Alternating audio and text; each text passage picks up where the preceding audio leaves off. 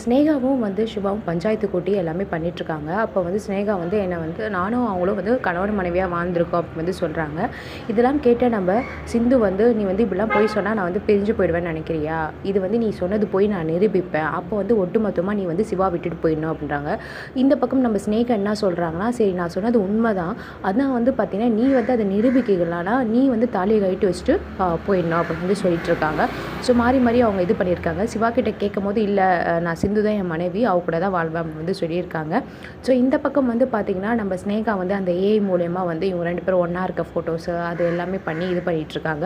So இந்த பக்கம் பஞ்சாயத்து இதில் வந்து காமிக்கும் போது வந்து தெரிய வருது இது எல்லாமே வந்து பொய்ன்னு சொல்லிட்டு நம்ம சிந்து வந்து நிரூபிக்கிறாங்க. இதே மாதிரி வந்து வேறு ஒருத்தவங்க கூட எடிட் பண்ணி காமிக்கிறாங்க.